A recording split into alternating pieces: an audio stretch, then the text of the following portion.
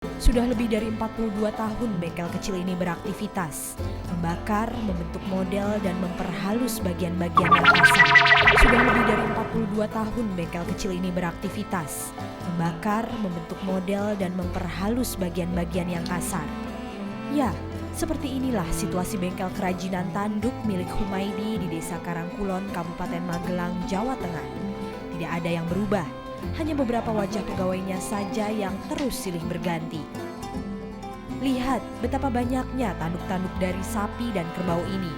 Inilah nanti yang akan dijadikan sendok, centong nasi, penggaruk, gelang, sisir, dan banyak lagi contoh kerajinan lainnya. Tidak semua tanduk bisa digunakan untuk membuat alat keperluan rumah tangga. Hanya tanduk-tanduk dari kerbau dan sapi saja. Itu pun tidak boleh tanduk dari hewan-hewan yang berkulit albino alias bule. Sejak dulu yang dipakai itu kerbau sama sapi. Jadi selain itu tidak bisa dipakai. Seperti tanduk kambing apa tidak bisa.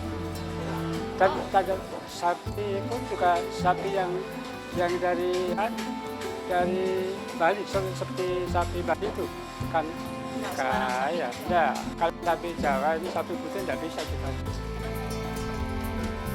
Ingin tahu bagaimana cara pembuatannya? Pertama-tama tanduk yang telah dibersihkan dipotong sesuai dengan model yang diinginkan. Lalu ujung-ujungnya yang runcing dipotong dengan cara digergaji.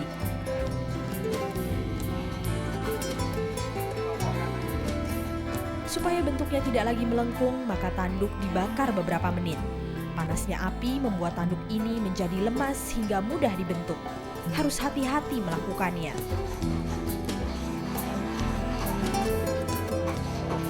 Prosesnya jangan sampai misalnya membakarnya itu jangan sampai terlalu terbakar gitu ya.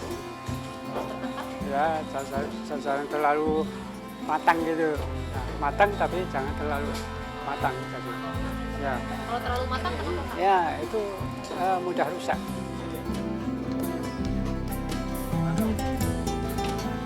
Tanduk yang tengah dikerjakan saat ini akan dibentuk menjadi sebuah centong nasi hiasan. Setelah dibakar, tanduk ditekan dengan cara dipresi. Lihat, tanduk melengkung tadi telah menjadi rata.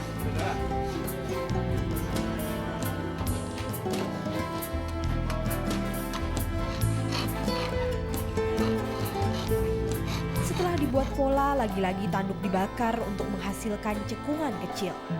Caranya dengan ditekan seperti ini. Tak lama kemudian terlihatlah hasilnya. Sebuah cekungan kecil tempat menyendok nasi. Agar terlihat lebih unik, gagang centong pun dipilin seperti ini. Biasa, agak kebal. Bagaimana? Apakah sudah terlihat lebih baik? Ya. Tentu saja belum. Agar hasilnya terlihat lebih baik lagi, centong ini pun kemudian diukir.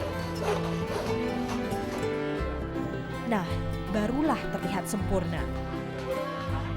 Lalu apakah centong-centong ini nantinya akan kuat jika harus mengambil nasi yang sangat panas? Oh, ternyata tidak. Centong-centong ini dibuat hanya untuk pajangan. Tapi kalau hendak digunakan bisa saja, namun ada syaratnya. Kalau buat nasi itu juga bisa, tapi kalau buat apa? Naruh namanya ya. Ada ya, yang ada airnya itu agak lemas gitu. Ya.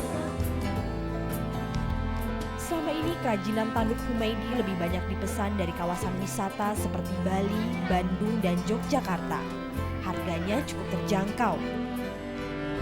Mulai dari Rp5.000 hingga Rp300.000 tergantung dari modelnya. Tidak terbayangkan bagaimana jadinya bila kawasan wisata sepi pengunjung. Tentunya kerajinan tanduk Humaidi akan pula terkena imbasnya.